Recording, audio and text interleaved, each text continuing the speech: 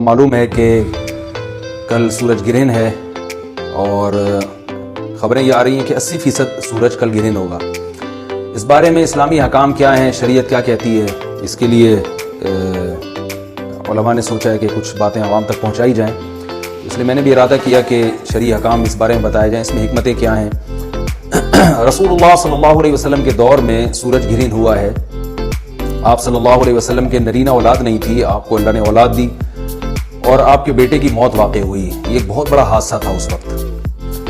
کیونکہ عرب میں نرینہ اولاد کی بڑی ویلیو تھی۔ آپ صلی اللہ علیہ وسلم کو اللہ نے بیٹیاں دیں، بیٹا نہیں دیا، اور بیٹا دے کے اٹھا لیا، تو ایک بہت بڑا واقعہ تھا، اور اللہ کی قدرت کے اسی دن سورج بھی گرہن ہو گیا۔ تو عرب یہ کہا کرتے تھے، زمانہ جاہلیت میں یہ بات مشہور تھی کہ کوئی بہت بڑا دنیا میں واقعہ ہوتا ہے تو سورج یا چاند گرہن ہو جاتے ہیں۔ اسی دن سورج بھی گرہن ہوا تو یہ بات پھیل گئی کہ محمد صلی اللہ علیہ وسلم سید الانبیاء رسول اللہ صلی اللہ علیہ وسلم کے بیٹے کی چونکہ موت واقع ہوئی ہے، اس لیے سورج گرہن ہوا ہے۔ آپ صلی اللہ علیہ وسلم نے اس بات کی تردید فرمائی اور آپ نے فرمایا ان الشمس والقمر آیتان من آیات اللہ لا ينکسفان بموت احدہم، کہ سورج اور چاند اللہ کی نشانیوں میں سے ایک نشانی ہے۔ لا ينکسفان بموت احدہم آیاتہ، نہ تو یہ کسی کی موت کی وجہ سے گرہن ہوتے ہیں، نہ کسی کی زندگی کی وجہ سے، بل یخوف اللہ بہما عبادہ، اللہ ان کے ذریعے اپنے بندوں کو ڈراتے ہیں۔ یہ بخاری مسلم کی حدیث ہے، اپنے بندوں کو خوف زدہ کرتے ہیں۔ تو یہ اللہ کی نشانیاں ہیں، اور آپ صلی اللہ علیہ وسلم نے اس موقع پر نماز کا حکم دیا، اللہ کے سامنے عاجزی اور انکساری کا حکم دیا۔ دیکھیے یہاں ایک بہت اہم پوائنٹ کی بات ہے ان لوگوں کے لیے جو اسلام کے خلاف ہیں، جو محمد صلی اللہ علیہ وسلم سرور دو عالم سید الانبیاء صلی اللہ علیہ وسلم کو سچا نبی نہیں مانتے، ان کے لیے اس حدیث میں آپ صلی اللہ علیہ وسلم کی نبوت کی ایک بہت زبردست دلیل موجود ہے۔ ایک واقعہ ہوا ہے آپ صلی اللہ علیہ وسلم کے بیٹے کی موت کا، اور عرب یہ ویسے ہی کہا کرتے تھے کوئی بہت بڑا دن ہوگا تو سورج گرہن ہوگا۔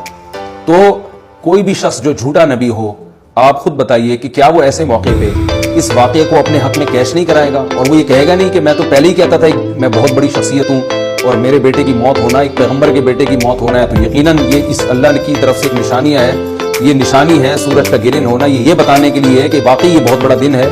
اور میں یعنی یہ بہت بڑا دن اس اعتبار سے ہے کہ ایک نبی کے بیٹے کی موت واقع ہوئی ہے۔ لیکن آپ صلی اللہ علیہ وسلم نے یہ سب نہیں کیا، اور آپ نے بتایا کہ سورج اور چاند کے گرہن ہونے کا کسی کی موت یا زندگی سے کوئی تعلق نہیں، اور آج سائنس نے بھی ثابت کر دیا ہے کہ یہ ایک سائنٹیفک حقیقت ہے کہ جب زمین اور سورج کے درمیان چاند آ جائے تو سورج گرہن ہو جاتا ہے، اور جب چاند اور سورج کے درمیان زمین آ جائے اور سورج کی روشنی چاند تک نہ پہنچ رہی ہو تو چاند گرہن ہو جاتا ہے۔ یہ اس میں عبرت کی بات بھی ہے ان لوگوں کے لیے جو آپ صلی اللہ علیہ وسلم کی نبوت میں شک کرتے ہیں۔ البتہ آپ صلی اللہ علیہ وسلم نے اس موقع پر ہمیں حکم دیا کہ اللہ سے تضرع اور عاجزی اور انکساری کی جائے، اپنے گناہوں کی معافی مانگی جائے، اور نماز آپ صلی اللہ علیہ وسلم نے پڑھی۔ اس پہ بھی بعض لوگ اشکال کرتے ہیں کہ یہ جب ایک نیچرل پروسیس ہے تو اس میں اتنا گھبرانے کی، کیونکہ حدیث میں آتا ہے آپ صلی اللہ علیہ وسلم بہت گھبرائے، تو اس میں گھبرانے کی کیا بات ہے؟ تو یاد رکھیے ہر نیچرل پروسیس جو ایک عام معمول سے ہٹ کر ہو، اس میں انسان کے لیے ایک عبرت کی بات ہوتی ہے۔ ہم دیکھتے ہیں رسول اللہ صلی اللہ علیہ وسلم کے دور میں جب تیز ہوا چلتی تھی اور بارش سے پہلے ہوا چلا کرتی تھی تیز ہوائیں، تو آپ صلی اللہ علیہ وسلم گھبرا کے مسجد کی طرف دوڑتے، عاجزی انکساری کرتے، اللہ تعالیٰ سے یہ کہتے کہ اللہ تو نے تو مجھ سے وعدہ کیا کہ جب تک میں ان کے درمیان موجود ہوں تو ان کو عذاب نہیں دے گا۔ تو یہ خوف کا غلبہ تھا آپ صلی اللہ علیہ وسلم کا۔ کیوں؟ وجہ اس کی یہ تھی کہ یہی حالات قوم عاد اور قوم ثمود پر بھی آئے ہیں۔ قرآن میں آتا ہے نا فَلَمَّا رَأَوْهُ عَارِضًا مُسْتَقْبِلَ أَوْدِيَتِهِمْ قَالُوا هَذَا عَارِضٌ مُمْطِرُنَا بَلْ هُوَ مَا اسْتَعْجَلْتُمْ بِهِ رِيحٌ فِيهَا عَذَابٌ أَلِيمٌ تُدَمِّرُ كُلَّ شَيْءٍ بِأَمْرِ رَبِّهَا فَأَصْبَحُوا لَا يُرَىٰ إِلَّا مَسَاكِنُهُمْ، کہ وہ بادلوں کو دیکھ کے کہنے لگے یہ تو ایک معمول کے مطابق بادل ہیں جو برسیں گے اور بارش ہوگی۔ تو پیغمبر نے کیا کہا کہ یہ بارش نہیں ہے بلکہ یہ وہ عذاب ہے جس کی تم جلدی کیا کرتے تھے، اور اس میں ایک ایسی ہوا ہے جو اللہ کے حکم سے ہر چیز کو ہلاک کر دے گی۔ اور پھر ان پر ایک ہفتہ عذاب آیا، اور قرآن کہتا ہے کہ وہ ایسے پڑھ کے ہلاک ہو گئے کہ فَتَرَى الْقَوْمَ فِيهَا صَرْعَىٰ كَأَنَّهُمْ أَعْجَازُ نَخْلٍ خَاوِيَةٍ، اے مخاطب اگر تو ان کو دیکھتا تو ایسے لگتا کھجور کے تنے ہیں جو اونھے پڑے ہوئے ہیں، ایسے ہوا نے ان کو تہس نہس کر دیا۔ تو یہ عام معمول سے ہٹ کے جب بھی اس کائنات میں کوئی تغیر آتا ہے تو اللہ کی نشانیوں میں سے ایک سائنٹیفک حقیقت بھی ہے، اس کی ایک لاجک بھی ہے، لیکن اس کے ساتھ ساتھ اللہ کی نشانیوں میں سے ایک نشانی بھی ہے، اور ایسی نشانی ہے جس سے ہمیں ڈرنا چاہیے کہ اللہ تعالیٰ کو اختیار ہے، وہ جب چاہے سورج کی روشنی چھین لے، چاہے کسی بھی طرح سے چھین لے، اور یہ بھی ایک سائنٹیفک حقیقت ہے جو آپ صلی اللہ علیہ وسلم کی نبوت پر جس نے ایک مہر لگا دی ہے کہ سورج اور چاند کا گرہن ہونا، اگرچہ ایک لاجک ہے کہ چاند سورج کے سامنے آ جائے تو سورج گرہن ہو جاتا ہے، لیکن اس بارے میں جو ہماری تحقیق ہے، جو سائنسدان کہتے ہیں کہ یہ وقت یعنی خطرے کا وقت ہوتا ہے، سورج سے ایسی خطرناک ریز نکلتی ہیں جو نقصان کا سبب بن سکتی ہیں، تبھی بعض حضرات سورج کی طرف دیکھنے سے بھی منع کرتے ہیں،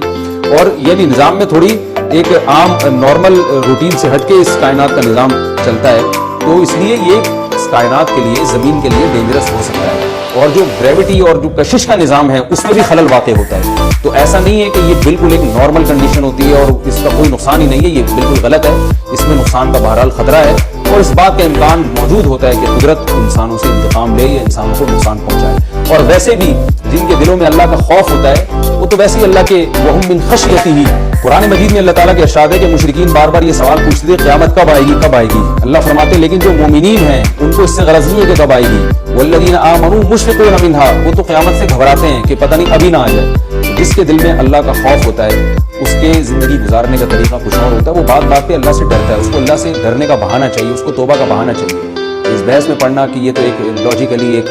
سورج کی روشنی غائب ہو جائے گی، وہ ٹھیک ہے، یہ سائنسدانوں کا شعبہ ہے کہ کیوں غائب ہو رہی ہے، ماہرین فلکیات کا شعبہ ہے، لیکن اہل ایمان کا جو کام ہے اس موقع پر، ان کا جو وظیفہ ہے وہ یہ کہیں کہ اللہ کی نشانیوں میں سے ایک نشانی ہے، اللہ اپنی قدرت دنیا میں دکھاتا ہے کہ میں یہ بھی کر سکتا ہوں چاہے کسی بھی طریقے سے کروں، تو ہمیں اس موقع پر بہرحال اللہ کے سامنے جھکنا چاہیے، اپنے گناہوں سے معافی مانگنی چاہیے،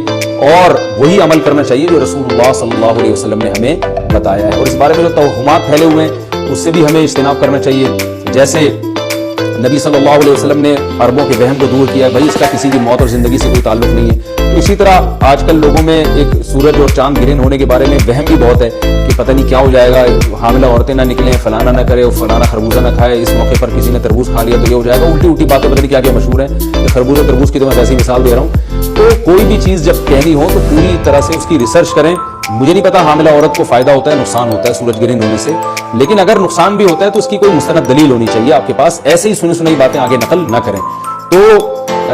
بہرحال ہمیں جو کرنے کا کام ہے جو رسول اللہ صلی اللہ علیہ وسلم نے بتایا ہے وہ کام بخاری اور مسلم کی حدیث کے مطابق نماز انفرادی بھی ہے، جماعت سے بھی ہے، مستحب یہ ہے کہ جماعت سے نماز پڑھی جائے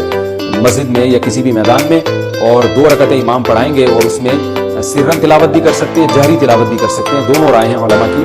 آج کل جہری کو اس لیے ترجیح دی جاتی ہے کہ صلاۃ کسوف میں جو رسول اللہ صلی اللہ علیہ وسلم کی سنت ہے وہ لمبی نماز ہے، تو لمبی نماز پڑھیں گے تو اگر آپ آہستہ آواز سے پڑھیں گے تو لوگوں کو تھکاوٹ کا احساس زیادہ ہوتا ہے، جہری پڑھیں گے تو تھکاوٹ کا احساس کم ہوتا ہے، تو اس لیے